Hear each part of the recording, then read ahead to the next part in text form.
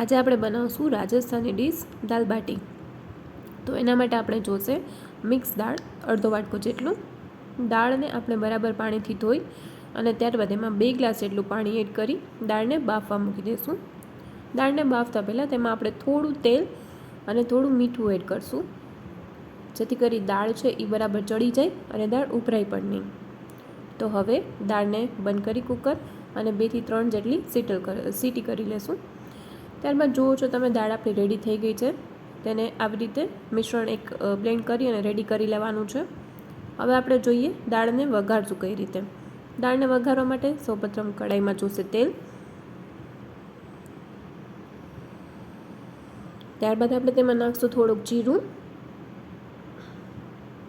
જીરું છે એ તેલમાં બરાબર મિક્સ થઈ જાય અને થોડું બ્રાઉનનેસ ઉપર આવી જાય ત્યાં સુધી તેને પાકવા દેવાનું છે. ત્યારબાદ તેમાં હિંગ એડ કરશું.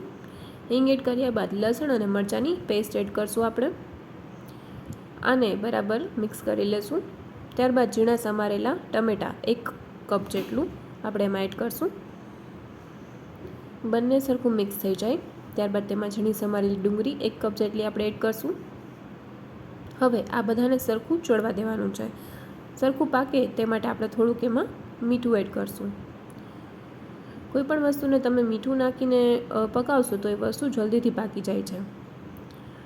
હવે આ બધું આપણે થોડું બ્રાઉન થાય ત્યાં સુધી તેને પકાવવાનું છે. હવે તમે જોઈ શકો છો આમાં થોડી બ્રાઉનનેસ આવી ગઈ છે. તો હવે આપણે આમાં બીજા મસાલા એડ કરશું, જેમાં જોશે મરચું, ધાણા જીરું, હળદર અને ગરમ મસાલો. એનું પ્રમાણ થોડું આપણે આમાં વધારે લેશું. બધાને સરખું મિક્સ કરવાનું છે. જ્યાં સુધી તેલ છૂટું ન પડે ત્યાં સુધી આપણે તેને સાતળવાનું છે. હવે તમે જોઈ શકો છો તેલ છૂટું પડી ગયું છે. તો હવે આપણે જે દાળનું જે મિશ્રણ તૈયાર કરેલું હતું બ્લેન્ડ કરીને એ આપણે આમાં એડ કરી દઈશું. એડ કર્યા પછી હવે આપણે દાળને બરાબર હલાવી લઈશું. ફૂલ ગેસ કરી અને દાળને આપણે બરાબરથી ઉકળવા દેવાની છે. ત્યારબાદ એમાં થોડું લીંબુ એડ કરશું આપણે. લીંબુ આપણે લાસ્ટમાં એડ કરશું. હવે દાળ એકદમથી ઉકળે ત્યાં સુધી આપણે થોડું વેઇટ કરી લઈએ. જોઈ શકો છો આપ દાળ થોડી ઉકળી ગઈ છે. હવે દાળમાં આપણે લાસ્ટમાં કોથમરી એડ કરી દઈશું. તો તૈયાર છે આપણી દાલ બાટી માટેની દાળ રેડી થઈ ગઈ છે. તમે જોઈ શકો છો બહુ જ સરસ દેખાય છે. તો આપણી દાળ એકદમથી તૈયાર થઈ ગઈ છે. તો હવે આપણે બાટી તૈયાર કરી લઈએ. બાટી માટે જોશે આપણે ઘઉંનો લોટ, તેમાં થોડું મીઠું એડ કરશું. ત્યારબાદ થોડો બેકિંગ સોડા એડ કરશું અને મોણ માટે થોડું તેલ નાખશું આપણે. હવે આ બધાને સરખું મિક્સ કરી લેવાનું છે અને આપણે ભાખરીનો જે રીતે લોટ બાંધીએ તે રીતે થોડો કડક લોટ બાંધવાનો છે. આપણી બાટી એટલા માટે સ્પેશિયલ છે કે આપણે બાટીને અપમની લોઢીમાં બનાવશું. ઘણા લોકો બાટીનું કુકર યુઝ કરે છે, રેતીમાં શેકે છે, મીઠામાં શેકે છે, પણ આપણે અહીંયા બાટીને અપમની લોઢીમાં તૈયાર કરવાના છીએ. આપ જોઈ શકો છો લોટ મારો બંધાઈને રેડી થઈ ગયો છે.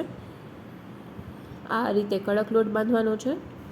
હવે એના આપણે નાના નાના બોલ કરી લેશું. જે સાઇઝની તમારે બાટી જોઈએ એ સાઇઝના તમે નાના નાના બોલ કરી શકો છો. તો મેં બધા બાટીના બોલ રેડી કરી લીધા છે.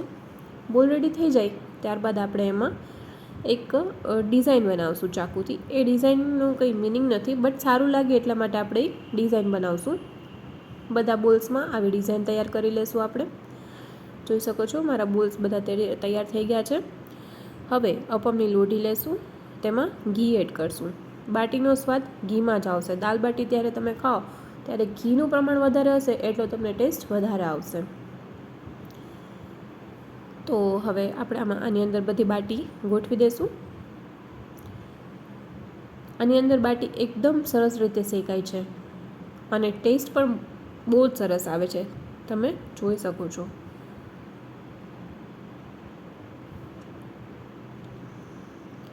હવે મારી બધી બાટી ગોઠવાઈ ગઈ છે. હવે આપણે એને એક સાઈડ ચડવા દઈએ. થોડી વાર રહી અને આપણે ફેરવી લેશું. જોઈ શકો છો તમે નીચેની સાઈડ ખૂબ જ સરસ રીતે બાટી પાકી ગઈ છે. બધી બાટીને આપણે પલટાવી લેશું અને ઉપરની સાઈડ હવે તેને પાકવા દઈશું. આપણે જેમાં બેકિંગ સોડા એડ કરેલો હતો તેના લીધે બાટી એકદમ ફૂલીને મસ્ત મોટી થઈ જાય છે.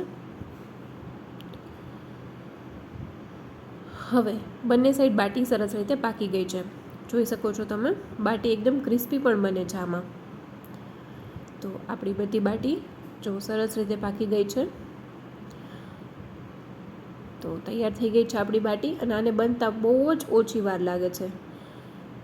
તો હવે આપણે એક ડીશમાં બાટી અને દાળ સર્વ કરી લઈએ ગરમા ગરમ, અને સાથે આપણે લેશું ડુંગળી. તો કેવું લાગ્યું તમને આજની રેસીપી મને કહેજો, અને તમે પણ ઘરે ટ્રાય કરજો. Thank you.